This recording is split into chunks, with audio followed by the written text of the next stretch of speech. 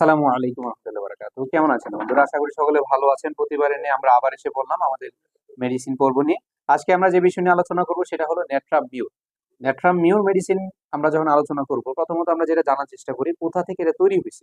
তৈরি হওয়ার অরিজিন যদি জানার চেষ্টা করি, সেটা হলো কমন সল্ট থেকে তৈরি হয়েছে। সচরাচর আমরা যে লবণ খাই, সেই লবণ থেকে এই জিনিসটা তৈরি হয়েছে। এখন কথা হলো, আমরা যে লবণ খাইতেছি সেই লবণ না। আমরা আমাদের স্যারদের কাছে কি জানলাম যে ওই লবণের প্রতি কেজি কত 2,500 টাকার মতো পড়ে, নাকি এরকমই তো মূল্য।